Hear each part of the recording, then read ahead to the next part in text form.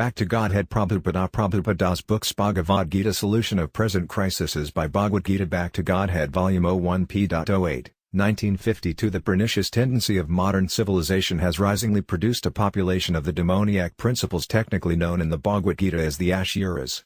There are two classes of people all over the world, namely the Suras and the Asuras. The good, intelligent and the faithful men are the Suras, and Asuras are just the opposite. They are proud, puffed up with vanity of so-called education and wealth, egocentric, foolishly active and void of knowledge to discriminate between good and bad. They do not believe in the existence of a supreme authority over the creation of the universe, and on the basis of such poor fund of knowledge, such Asuras engage themselves in violent activities for the destruction of the world. The crises that we are now confronted with, are all man-made creations. It is mistake to adduce the responsibility of such undesired crises to Almighty God. He does not create anyone's action good or bad, nor does he induce any such entity to enjoy the results of such actions.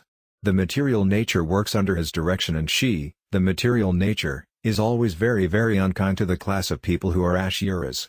Some of the modern politicians' accusation, of nature being unkind, is groundless, because she, nature, always acts like the police for punishment of the Asuras. Bhagavad Gita chapter 7-14, Sloka, BG. 7.14. That is the symbolic representation by the fighting mood of Mahisasura with Bhagwati Durga.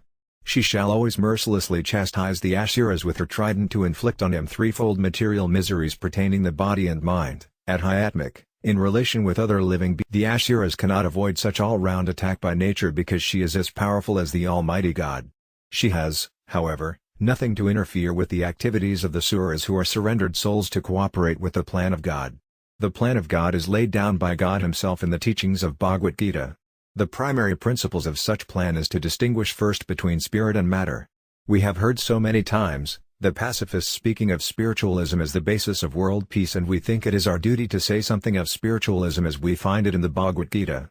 Sri Krishna, the author of the great Indian philosophy Bhagavad Gita, has elaborately discussed materialism vis-à-vis spiritualism.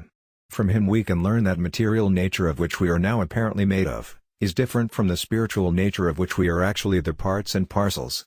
He has stressed most vehemently in the beginning of the Bhagavad Gita that the living entity is eternal and does not annihilate on the annihilation of the outward covering of gross body and subtle mind. To understand this we must know it well that the material nature is conducted under three modes vis-à-vis: material goodness, material passion, and material ignorance. Matter being completely different from spirit, it will be a mistake on our part to accept material goodness as a substitute for spiritualism. The three modes of material nature as mentioned above work sometimes jointly and sometimes separately. Prevalence of material goodness is congenial to temporary peaceful atmosphere, but we must know it for certain that this sort of material goodness is sure to be disturbed by the other two baser modes. The example of the playing children may be given here. The children while playing together sometimes quarrel with one another and fight. But after fighting for some time, when they become tired of such fighting mood, they declare some sort of peace with one another and promise emphatically that thenceforward they shall play with peace and amity and shall cease to hurt another.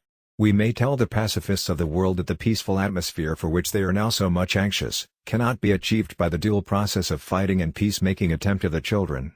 Even the goodness of a saintly charactered man should not be misunderstood as spiritualism. To be